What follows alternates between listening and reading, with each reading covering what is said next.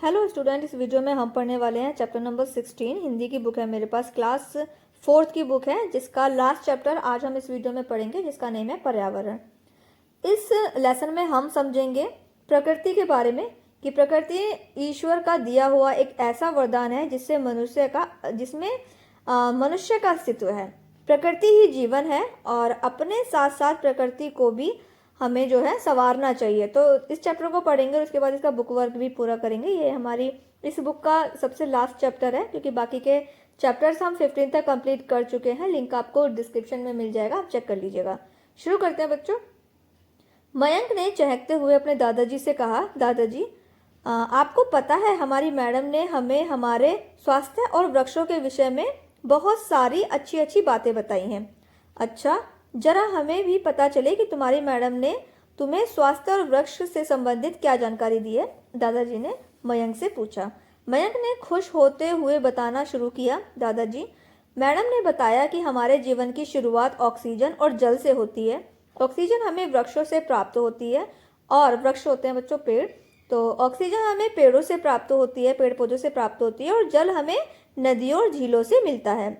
दादाजी मैडम ने हमें यह भी बताया कि जो पेड़ होते हैं प्रकृति की एक ऐसी मुख्य आवश्यकता है जिसके बिना हम अपना जीवन भी नहीं जी सकते। पेड़ पौधे प्रकृति द्वारा दी गई एक अमूल्य देन है। अमूल्य मतलब जिसका कोई मूल्य ही ना हो, जो पैसों से भी खरीदी ना जा सके। तो प्रकृति द्वारा दी गई अमूल्य देन है। बहुत समय पहले लोग वृक्षों की पूजा करते थे, क्योंकि वे जानते थे कि इन्हीं वृक्षों से ही हमारा जीवन संभव है। और ये बात आज भी देखने को मिलती है। लोग आज भी पेड़ों यानी वृक्षों की पूजा करते हैं। फिर मयंक कुछ देर के लिए शांत हो गया। उसने फिर से बताना शुरू किया, मैडम ने हमें यह भी बताया कि हम अपने शरीर के अंदर की जिस वायु को बाहर छोड़ते हैं उसे कार्बन डाइऑक्साइड कहते हैं। जब कार्बन डाइऑक्साइड को वायुमंडल में छोड़ा जाता है तो उसे वृक्ष ग्रहण कर लेते हैं। इसके बदले में वृक्ष ऑक्सीजन निकाल देते हैं। यही ऑक्सीजन मनुष्य लेते हैं। यदि पृथ्वी पर ऑक्सीजन नहीं होती तो जीवन नहीं होता। हमारे जीवन के मूल आधार जल और ऑक्सीजन है।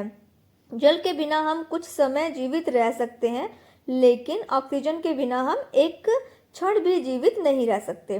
फिर कुछ देर बाद मयंक सोचता रहा। कुछ देर बाद रुकने के बाद मयंक ने फिर से कहना शुरू किया, मैडम ने हमें वृक्षों की लकड़ियों की उपयोगिता के विषय में भी बताया है। उन्होंने बताया है कि इन लकड़ियों से फर्नीचर तैयार किया जाता है, जो हमारे लिए बहुत उपयोगी है। उन्होंने बताया कि शीशम की लकड़ी का फर्नीचर बहुत मजबूत होता है। नीम के पेड़ से हमें औषधियाँ मिलती हैं। अगले पेज पर बच्चों, नेक्स्ट पेज पर 93 पर, इसकी छाया बहुत ठंडी होती है। इसकी कोमल टहनियों से दातुन भी किया जाता है। वृक्षों से हमें फल प्राप्त होते हैं, यानी फल भी मिलते हैं। पौधे पर लगे हुए फूल तो हमारा मन मोह लेते हैं। दादाजी ने मयंक को टोका और कहा, बेटे देखो तुम्हारे होठों पर खुश्की आ रही है, थोड़ा पानी पी लो, खुश्की चली जाएगी। दादाजी के कहने पर मयंक ने पानी पी लिया और फिर बताने लगा, हमारी मैडम के पास पेड़ पौधों से संबंधित अच्छी अच्छी किताबें हैं। मुझे भी पेड़ पौधों से संबंधित किताबें ला दीजिए ना। तो दादाजी ने कहा, अच्छा ला दूंगा, पहले तुम अपनी बात तो पूरी करो। अच्छा दादाजी कहकर मयंक अपनी बात बताने लगा। दादाजी मैडम ने बताया कि आज से 30-35 साल पहले खूब वर्षा होती थी, लेकिन अब कई बार वर्षा ही नहीं होती।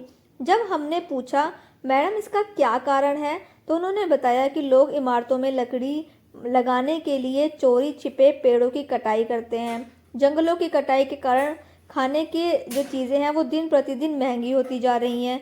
खेती योग्य भूमि पर जब मकान बनने लगेंगे तो ऐसा ही होगा। आबादी बढ़ने के कारण सरकार भी मकानों और उद्योगों के कारण निर्माण के लिए जंगल साफ करने में लगी हुई है। जनसंख्या के अनुपात को बढ़ते हुए देख खेती दिन पर दिन कम होती जा रही है। हमें वृक्षों को काटना नहीं चाहिए, बल्कि उनकी रक्षा करनी चाहिए। वर्षा वृक्षों के कारण ही होती है। इससे जमीन में भी नमी बनी रहती है, जिससे खेती अच्छी होती है। हमें वृक्षों को काटने से सभी को रोकना होगा। यदि वृक्ष है तो हमारा स्वास्थ्य है। हमें वृक्षों का रोपण कर हरियाली को बढ़ाना होगा। किसी ने सच ही कहा है, हम सबको ये फर्ज है बनता, कम से कम एक पेड़ लगाएं। हर पल बढ़ते प्रदूषण पर आओ मिलकर रोक लगाएं। दादाजी ने मयंक से दादाजी मयंक से बोले, तुम्हें पता है विश्व पर्यावरण दिवस हर साल 5 जून को मनाया जाता है, तुम्हारे जन्मदिन वाले दिन। मयंक खुश होकर अपने दादाजी के साथ बगीचे में जाता है और दोनों मिलकर पौधे लगाते हैं। तो यहाँ पर हो जाती है ये पर्यावरण का एक पाठ पूरा, और इसके बाद हम करेंगे इसका बुक वर्क। यहाँ पर शब्दार्थ दिए हुए हैं जो कि आपको अपनी नोटबुक में करने हैं। ये जो पर्यावरण का जो चैप्टर था वो काफ़ी अच्छा था, जिसमें काफ़ी सारी चीज़ें जो है मयंक की मैम ने बताई, और उसके बाद जो मयंक है उसने अपने दादाजी को बताई। तो बहुत अच्छी चीज़ें थी। इसके बाद आ जाइए नेक्स्ट पेज पर, जिसपे प्रश्न उत्तर हमें करने हैं। कठिन शब्द आपको अपनी नोटबुक में करने हैं। प्रश्न जो मौखिक प्रश्न है उसके सामने मैंने उत्तर नोट कर दिए हैं, आप नोट कर लीजिएगा। इसके बाद सही विकल्प हैं, मैंने टिक कर दिए हैं, और खाली स्थान है जिसे मैंने नंबर डाल दिए हैं, आप नोट कर लीजिएगा। इसके बाद सही गलत पे मैंने टिक कर दिए हैं, वो भी आप नोट कर लीजिए। प्रश्नों के उत्तर करेंगे हम अगले पेज पर। इसके बाद देखिए व्याकरण बोध, जिसमें व्याकरण के सभी मैंने वाक्य को शुद्ध करके भी लिख दिया है, विलोम शब्द कर दिए हैं। वाक्य जो बनाने हैं वो आप अपने अकॉर्डिंग भी बना सकते हैं, और दो दो पर्यायवाची शब्द भी लिखने हैं। और जो अभी प्रश्न के उत्तर हमने स्किप किए थे उनके उत्तर मैंने यहाँ पर नोट कर दिया, वो आप नोट कर लीजिएगा। इसी के साथ में ये पार्ट हो गया है पूरा। आने वाली नेक्स्ट वीडियो में जो है हम अगली बुक को पढ़ेंगे, क्योंकि ये तो बुक पूरी कंप्लीट हो चुकी है, और बाकी की और बुक के सोल्यूशन आपको प्लेलिस्ट में मिल जाएंगे, और डिस्क्रिप्शन में भी लिंक मिल जाएंगे, आप चेक कर लीजिएगा। वीडियो पसंद आया तो वीडियो को लाइक करना मत भूलिएगा, और बच्चों को भी शेयर कीजिएगा।